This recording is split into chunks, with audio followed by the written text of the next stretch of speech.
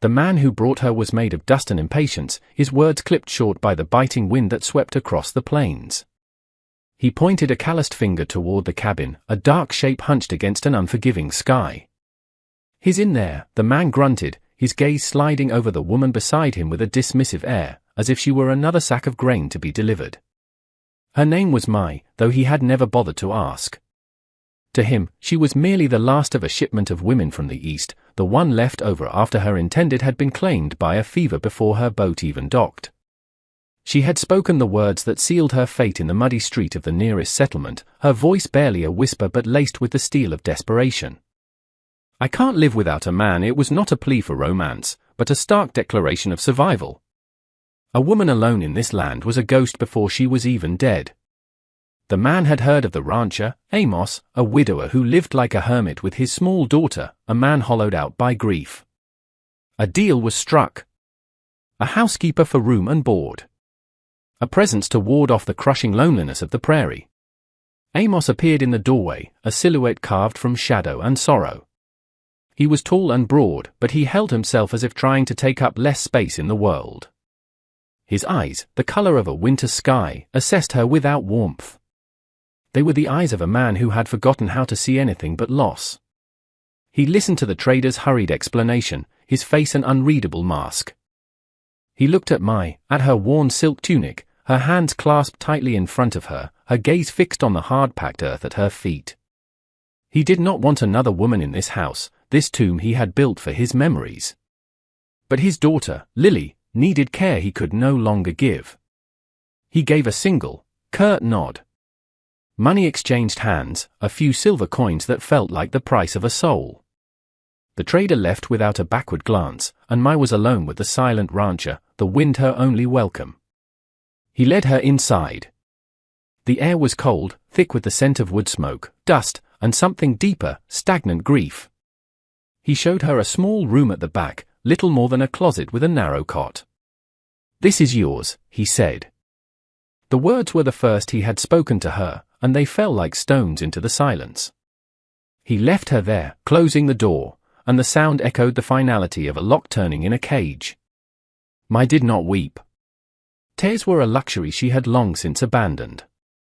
She simply set down her small bundle and began to inhabit the space, her first act to smooth the thin, scratchy blanket on the cot, an assertion of order in a world of chaos.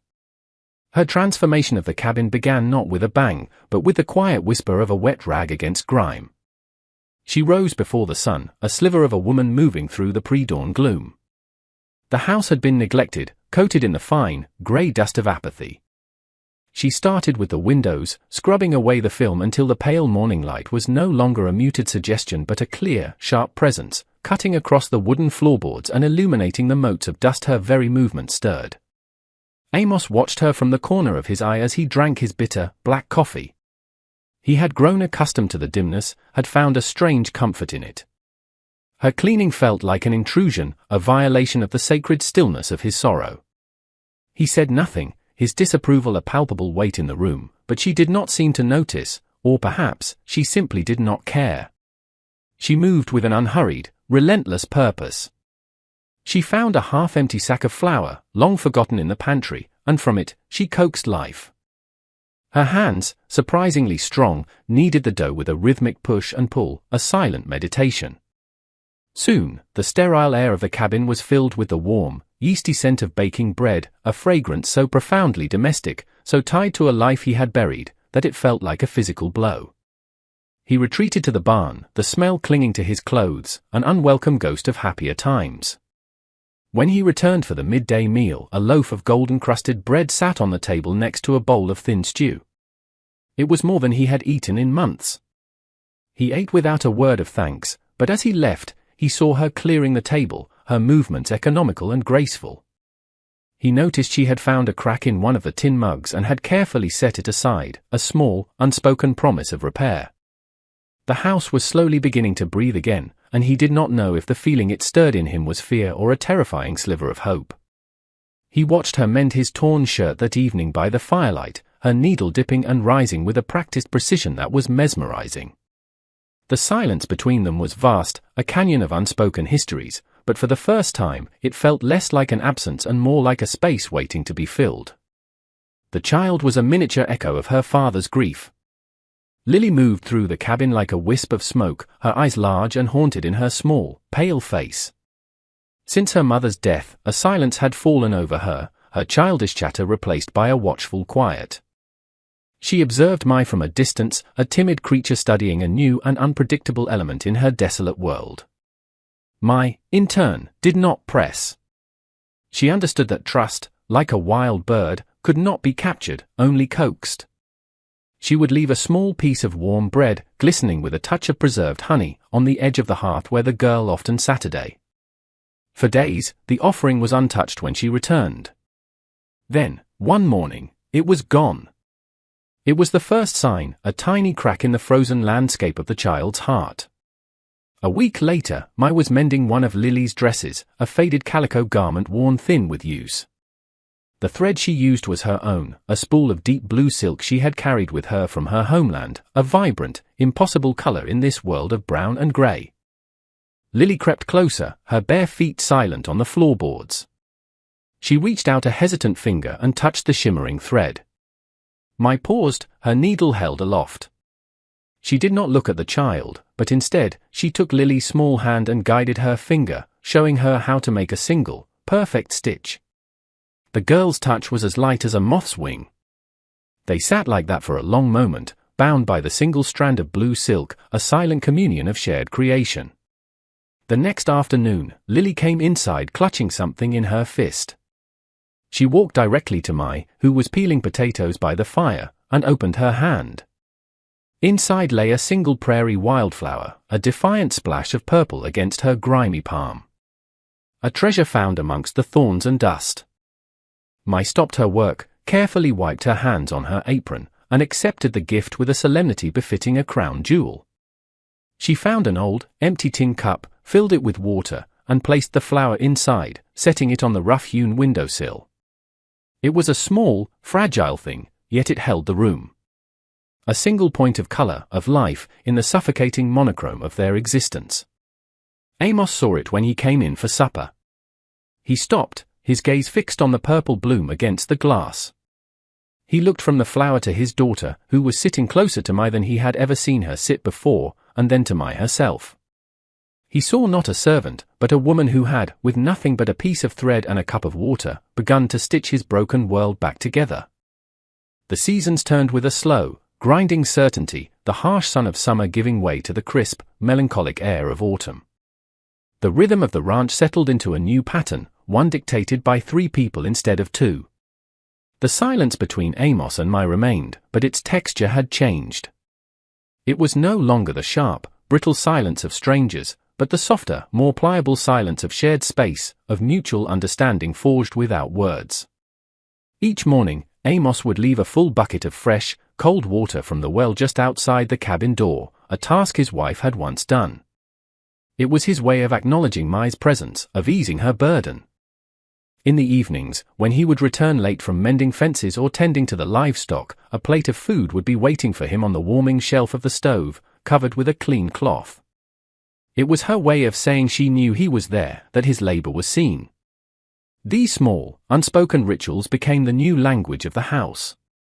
They were the foundation upon which something fragile and unnamed was being built. One night, a harvest moon hung low and heavy in the sky, bathing the prairie in an ethereal silver light. Amos was returning from the barn later than usual, having dealt with a sick calf.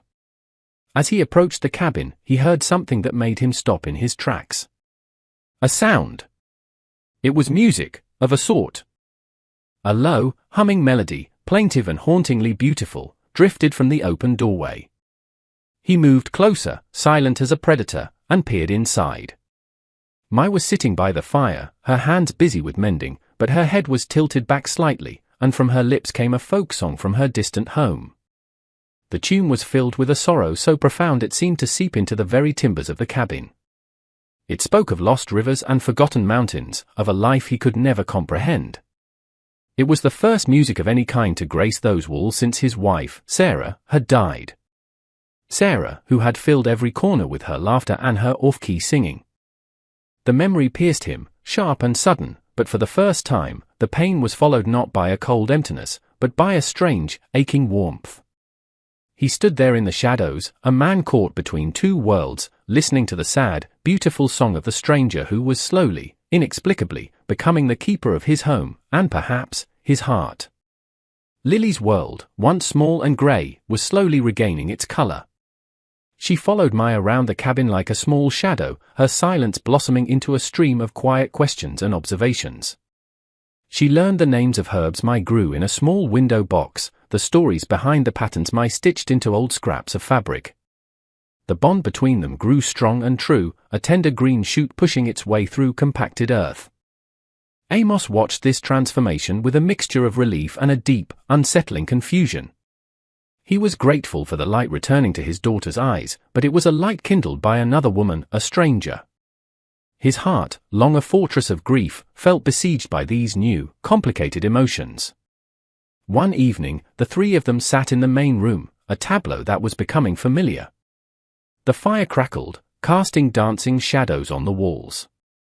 Amos was meticulously cleaning his rifle, the scent of oil and steel filling the air. Mai sat opposite him, her hands deftly sewing a patch onto Lily's worn coat. In the space between them, Lily lay on her stomach, drawing on a piece of slate with a nub of charcoal.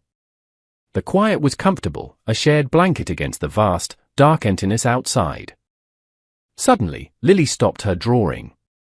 She pushed herself up on her elbows and looked at her father, her expression serious. Her voice, when she spoke, was clear and carried an innocent weight that shattered the peaceful silence. "Is she our new mama?" The question hung in the air, sharp and fragile as spun glass. The rhythmic click of the rifle mechanism ceased. Amos's hands froze, his knuckles white against the dark wood of the stock. He could not breathe. He could not think. The simple, profound question of a child had stripped away all pretense, laying bare the raw, unspoken truth of their arrangement. He was her employer. She was his housekeeper. That was the transaction. But the word "mama" introduced an entirely different, terrifying equation. He slowly lifted his head and his gaze met Mai's across the flickering firelight. Her hands were still in her lap, the needle and thread forgotten. Her face was a placid mask, but he could see a storm of emotion in the depths of her dark eyes. In that moment, he felt a hot surge of anger at the complexity, at the disruption to his ordered grief. But beneath the anger was a current of shame, and beneath that, a profound and terrifying sense of loss for what could never be, and a flicker of longing for what just might. The sky had been a bruised purple for days, the air heavy and still with a sense of impending violence. Then the blizzard came. It did not arrive gently, but descended upon the plains like a furious white beast, its roar the sound of the wind screaming through the eaves of the cabin. The world vanished, erased by a swirling vortex of snow. The universe shrank to the four walls of their small shelter, trapping the three of them in an enforced intimacy. The cold was a physical entity, seeping through the chinks in the logs, relentless and invasive. On the second night of the storm, a persistent drip began in the corner above Lily's cot. A leak in the roof. Amos, grim-faced, dragged the heavy table over and climbed onto a chair to inspect the damage. The timbers were slick with moisture. As he reached up to pack the hole with rags, the chair shifted on the uneven floorboards. He lost his footing, his body twisting in a clumsy, desperate arc as he fell. He landed hard, his full weight crashing down on his leg, and a sharp, sickening crack echoed through the small room. A pain so white-hot and blinding shot up his leg that it stole his breath. He lay on the floor, the formidable, self-reliant man, utterly broken and helpless. Mai was at his side in an instant. Her face was calm, her movements efficient. While Lily watched, her eyes wide with fear, Mai assessed the injury. The ankle was bent at an unnatural angle, already beginning to swell. The stoic patriarch of this tiny, isolated kingdom was now its most vulnerable citizen. With a strength he wouldn't have believed she possessed, she and a frightened Lily helped him to his bed. He gritted his teeth against the waves of agony, his pride crumbling with every labored breath. Mai took charge. She tore strips from a clean sheet for a binding and sent Lily to fetch the splints he kept for the livestock. She gathered herbs from her small collection, crushing them to make a poultice. The roles had been irrevocably reversed. He, the master of the house, the protector, was now completely dependent on the quiet, foreign woman he had allowed into his home out of cold necessity. As she worked, her touch gentle but firm, he was forced to surrender, to trust, to place his well-being entirely in her capable hands. The storm raged outside, but a more significant storm was brewing within the cabin walls, one that would strip them all down to their essential truths. The pain in his ankle was a throbbing, relentless fire, but by morning, a new heat had begun to spread through his body. A fever took hold, born of the shock and the biting cold that had settled deep into his bones. The world dissolved into a hazy, nightmarish landscape of disjointed memories and fevered dreams.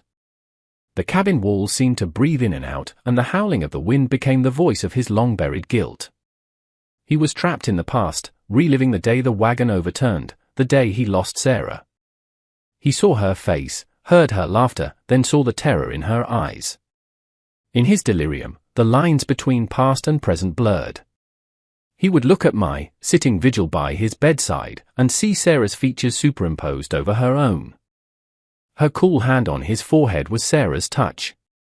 He began to talk, the words spilling out of him, raw and unfiltered, secrets he had locked away in the deepest recesses of his soul. He spoke of his regret, of the fence post he should have fixed, of the argument they had that morning, of the crushing weight of being the one who survived. "I'm sorry, Sarah," he whispered, his voice raspy and broken, reaching out a trembling hand. "I'm so sorry." Mai took his hand. She did not correct him. She simply sat with him through the long, storm-tossed night, a steadfast presence in his turmoil. She listened to the confession of his broken heart, and in the shared darkness, her own sorrows rose to the surface. She thought of her village, ravaged by famine, of the faces of the family she had left behind, perhaps forever. She remembered the suffocating fear in the belly of the ship, the crushing loneliness of a world where her language was noise and her face was a mark of otherness. Their griefs were different, born of different lands and different losses, but in that fevered room, their pain found a common language. She was no longer just the housekeeper, and he was no longer just the master of the ranch. They were two survivors, two deeply wounded people clinging to a makeshift raft in the middle of a raging sea, their shared vulnerability the only thing keeping them afloat. She tended to his body, but in doing so, she was also tending to the shattered fragments of his soul, and unknowingly, her own. As the first weak, grey light of dawn filtered through the snow-caked window, two things broke simultaneously, the storm and the fever. The wind's relentless howl subsided to a weary moan, and the oppressive heat receded from Amos's body, leaving him weak, drenched in sweat, but lucid. He opened his eyes, and the world slowly swam back into focus. The first thing he saw was Mai, asleep in the chair beside his bed. Her head was slumped to one side, her face softened by exhaustion. One of her hands rested on the edge of the mattress, inches from his own, where it had likely been all night. The morning light, pure and clean after the storm, illuminated the room, catching the single, wilted wildflower in the tin cup on the windowsill. Its color was faded, its life nearly spent, but it was still there. A small testament to resilience. He saw the neatly patched coat of his daughter hanging on a peg, the vibrant blue thread a defiant stitch against the worn fabric. He breathed in, and beneath the scent of sickness and stale air, he could smell the faint, clean aroma of the herbs she had used on his ankle. In that moment of quiet clarity, a profound understanding settled over him. This was not the house he had been living in. That house had been a mausoleum, a cold monument to his grief. This room, with its sleeping woman, its wilted flower, and its mended coat, was something else entirely. It was a home. It was alive. When Mai stirred and opened her eyes, she found him watching her. He did not speak. He did not have the words. But the look in his eyes was different. The icy wall of his grief had been fractured, and through the cracks, something new and vulnerable was looking out. A few days later, when he could finally limp around on a crude crutch, his first act was not to check on the livestock or survey the storm's damage. He took his axe and spent the better part of the morning splitting firewood, his movement stiff and painful but resolute. He stacked the wood neatly by the cabin door, a mountain of fuel that would keep them warm for weeks. It was his silent offering, his long-overdue thank you. It was a promise of warmth, a gesture that spoke more than 1,000 empty words ever could. Weeks passed. The snow melted, and the prairie began to awaken, breathing forth the first green shoots of spring. The supplies in the cabin dwindled, and a trip to town became unavoidable. The journey was different this time. Before, he would have gone alone, or taken Lily. Now, the three of them went together. He lifted Lily onto the horse, then swung himself up behind her. He reached down a hand for Mai, and she took it, allowing him to pull her up to sit in front of him. It was a practical arrangement for a single horse, but the proximity was charged with a new significance. They rode as one, a small, self-contained unit moving across the vast, open land. The town of Redemption was little more than a dusty street lined with a handful of weathered buildings, but to its inhabitants, it was the center of the universe. As they rode in, heads turned. Eyes followed them.